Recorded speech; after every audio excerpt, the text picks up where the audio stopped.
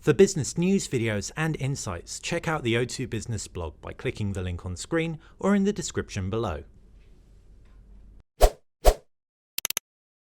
Hey guys, you're watching BTech. I'm Basil. This is the HTC 10. The HTC 10 had to be pretty freaking sweet in order to save HTC after the One M9's poor camera and processor issues let it down. Is it? This is my 1 month review. Before I jump into it, if you're not already subscribed to the channel, subscribe. It's how you'll stay on top of everything that we do. Also, you'll see some numbers to the right hand side of the screen. Click on them in order to navigate through to the sections if you're at a PC. If you're at a phone, there are time codes too, so you can navigate manually. Back onto the HTC 10. The HTC 10's design was really one of the first things that struck out, and not necessarily for all the right reasons. I felt it was quite masculine, quite gaudy, looks kind of like the Batmobile with the insane chamfering around the back. It has grown on me. It has grown on me in a couple of ways, but at the same time, I still think that in this black variant, it just looks super masculine. If you are concerned about that, the silver version does look a little bit more accessible to everyone. What I'll also say is the black version, if you scratch it, it scratches silver. So I opt for the silver one in order to be a little bit safe color-wise in that respect too. But close your eyes and you don't know what colored version you've got. The sides are pretty flat, really nice to keep a grip on. You've also got a curve around the back, which makes it sit comfortably. It's ergonomic in the hand. It's 9 odd millimeters thick, so it isn't the thinnest device, 161 grams. It isn't the lightest device, but still, irrespective of the heavier weight than a lot of phones, when you know what you're actually getting in this thing, it definitely excuses some of the additional oomph in hand. The fact it feels comfortable, just an added bonus. So overall, while I'm not in love with the design like I maybe was with the HTC One M9 and am with the Samsung Galaxy S7 Edge, it still gets a thumbs up.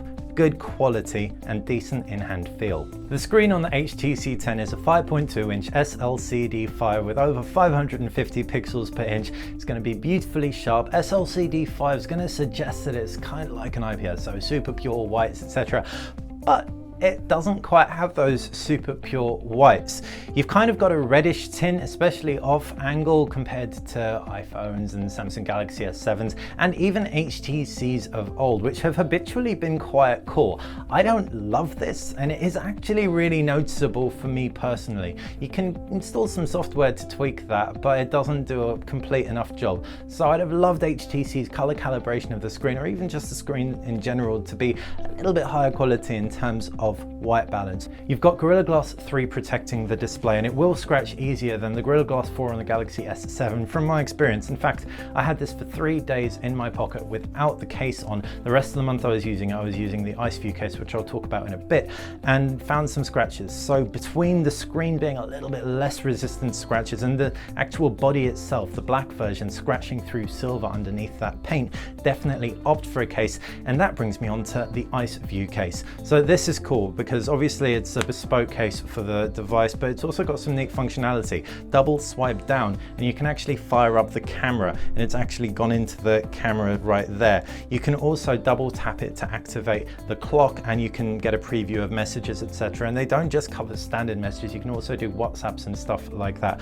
Obviously you can't reply from the case being closed, but that functionality in itself makes it cooler than a lot of other cases around, even bespoke ones. Going inside the HTC 10, and you've got Android 6.0.1 with a new version of Sense that's a lot lighter than versions of Sense in the past. Now, HTC has made this silky smooth like butter. Touch responsiveness trumps even that of the iPhone, and you've got something called Boost Plus. What Boost Plus does is it cleans out your phone every now and then, helps with that optimization, helps with memory management across applications that are going rogue.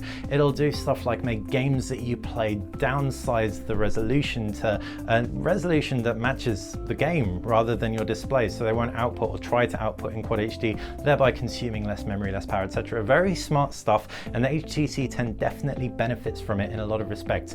A couple of weeks in, I was able to clear about 1.5 gigabytes of cached stuff using Boost Plus, so it's a jack of a lot of trades in respect to making your phone run better. The core UI experience is very familiar though to what we've seen from HTC in the past. You've got home screens you can populate manipulate with apps and widgets. You've got Blink Feed, which aggregates your social media and news, and you've got an applications tray. There are a few elements of HTC Sense that I'm not in love with. For example, the arbitrary limitation of how many apps you can get in a folder. I fill my Google folder up before I've even installed my additional Google applications like Android Wear and whatnot.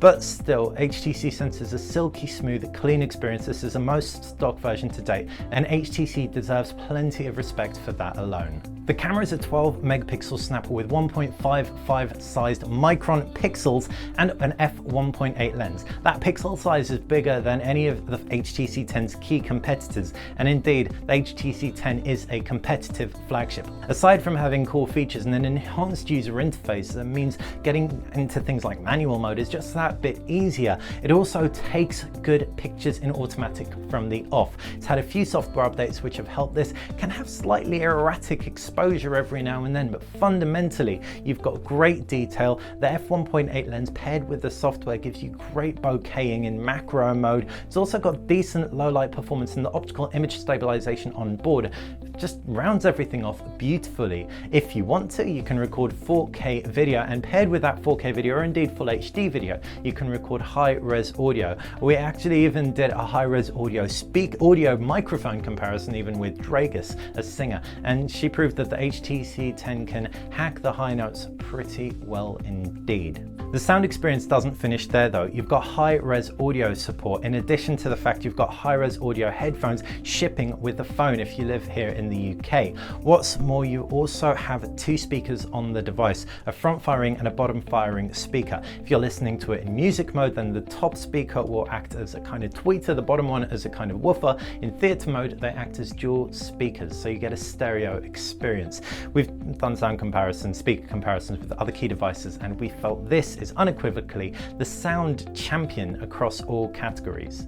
It's also the gaming champion across all categories too, and this comes down to a combination of things. First off, the processor, Snapdragon 820 paired with that 4 gig of RAM, amazing, and the performance is amazing. What it also comes down to is the memory. You can actually insert up to a 200 gigabyte card in here. It will adopt it, it'll fuse it with the internal memory, and therefore give you the largest capacity device to install gaming on of any flagship out now. It's just so easy, and it works really well.